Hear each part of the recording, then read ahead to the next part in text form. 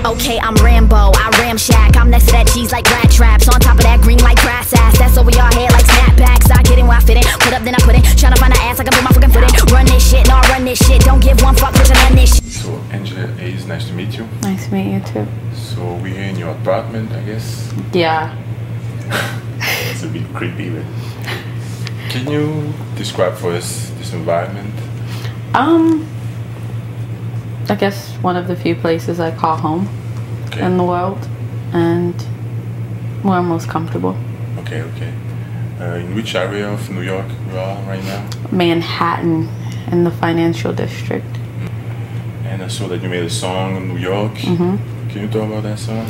It really, for me, it was just like an ode to the city. Like, I feel like in so many ways it's giving me so much, like, confidence and just everything you particularly, I feel like everyone gets when they come to New York. But it was a fun song. It was really basic because, like, I actually wrote it on a rooftop in Brooklyn on Covert Street. So yeah, it was that simple. And where are you from, actually? I was born in Detroit, Michigan, but I don't really like to claim anywhere. Okay. And why do you decide to make that song, New York, since early in your career? I guess because, I don't know, I was bored. I don't know, I didn't have any plans to make anything. Like, it came, it was like the second to last song I recorded on the album. It's like, why not? Can you give us your background in music? Because I read that you used to write poetry and all that. Like, I grew up not being able to listen to music, and I turned 16 and I heard Eminem, and the rest was history. So, like, I started writing music as, like, a result of, like, urgence from one of my friends. And they're like, oh, dude, get your pen and pad and make poetry into music. And I did it, and here I am, like, 4.5 years later. Wow. And why could you listen to music before 16? I grew up in this really cultastic situation where I was in, like, a church that didn't allow you to do it. It was, like, considered secular. So anything considered secular you couldn't listen to. And how did the change happen at 16? Well, actually, my mom, like, took us from the church when we were, like, 10, but she was still kind of, like, sort of stuck in her ways. And then when I was 16, she was just like, who cares? Do what you want. And I did what I wanted.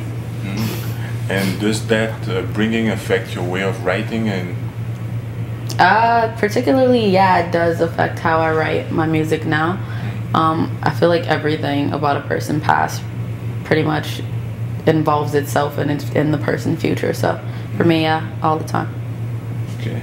I saw also in a past interview that you were freaked out about being in the spotlight. Yeah. I used to have this huge fear of, like, I don't know, I'm really an introverted person, so anything that requires me to be out and, like, in this sort of a limelight, it kind of freaks me out. It still does, but I'm just like, whatever, I'm gonna die someday anyway, so it doesn't really matter. But now I'm not really afraid of it. I don't care. Okay. I also saw that you like a lot of eclectic music. Justin Nozuka, Coldplay. How? Why? Why? Yeah. I don't know. I think that makes me a better artist, to kind of be cultured in the sense that, like, I can listen to other genres and genuinely enjoy the music and learn from it. And I don't really like rap music that much nowadays.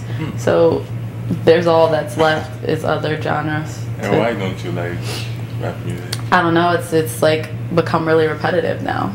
And I don't want to listen to the same thing over and over again. It gets boring after a while. So for me, it's like the only way to keep, like, this insatiable appetite I sort of have for music kind of at least a little satisfied is to listen to other genres.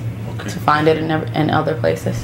Took me to the basement, and after the lights had been cut, he whipped it out inside of mine and forced his cock through my gut. See, it was weird because I felt like I was losing my mind, and then it happened like millions of times. Another song that you did is Clean Out My Closet from Eminem. Yeah. So can you describe that song? It's graphic. Cleaning Out My Closet is probably the most graphic and, like, open song I've ever done. For me, it was mainly about, like, an excavation of, like, demons and, like, the past. And, like, I'm a firm believer that, like, you can't go into something good with a ton of, like, terrible baggage from your past unless it'll all end up the same. So for me, at this stage in my life, letting that go was very important to me. And it was also, like, it served as an awareness, like awareness meter, or just like bringing attention to what people should pay attention to. Like there are people every day who get raped. There are people every day who are molested as kids, you know, like it's not taboo. It's perfectly like normal. So like. And was it hard for you to write that song? No, I don't think it was particularly hard for me to write the song. I think what was harder was for me to put the song out. Like you kind of feel like music makes a person indestructible. It makes them, I don't know, immortal, I guess. And for me, that's something that's going to carry on like decades after I'm dead. People are going to be able to listen to it and say, oh, wow, you know, and it's always going to be there. So that's your goal, to give timeless music for the world? That's my goal. I want to still be able to listen to the songs I make in 20 years and say, wow, still sounds good. And do you plan like to sing, to rap, to play? Because I saw that you are taking a guitar lesson. I plan to do the crossover. I'm just kidding. I don't plan that. I really like other instruments, and I like want to learn to utilize them in my music and make it bigger and better and stuff like that. So any lessons I take are just towards evolving my own sound. Love of my life, you did so big. Love of my life, I need you here. Love of my life, without you, baby, feel like I sampled true love, yeah. And since everybody's talking about you, like you're the new sensation of hip-hop right now. How does it feel? It feels like almost, it's humbling, but at the same time it's like terrifying, because like there are so many labels being put on me, like so many labels. It's just like, dude, I just want to make music. And I think it's cool though that people see that potential in me, and it makes me extremely humble, and it makes me focus and want to go harder than I normally like would. Yeah, because I read like in the Fader, like they compare you to Biggie. Yeah, the Fader.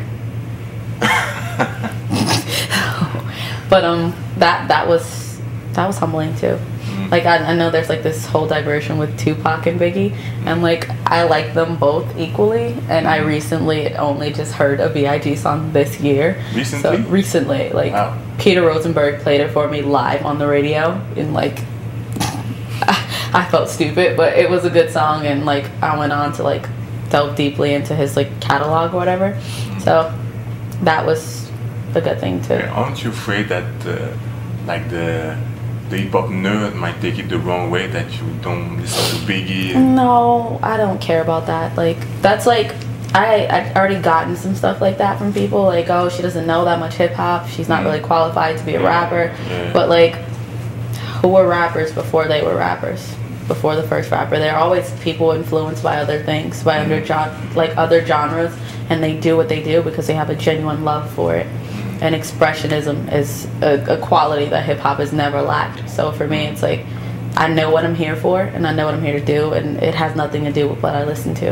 Okay, so that's why maybe you did also the EP Classics, show that you know. Well, no, I just did that because I actually love those songs, and I always wondered how I'd sound over them. Okay. So. And what is your process of writing? It usually involves solitude. I like to be alone when I'm writing. I've learned that myself as a person, I need people in the world and like things that I see to inspire me, and then I need the time alone and the solitude to be inspiring to other people. So rhyme with my new bitch, but I'm on that old shit. Yeah, I hold the powerhouse, that remote control shit. Fucking bandwagon, got them bitches jumping on it. Bet I rap circles on them bitches like a orbit. Bet I rap circles till they dizzy like a full twist. Bet I kill bitches till I'm digging up the mortgage. Hi, this is Angel Haze, and you're on Booska-P.com.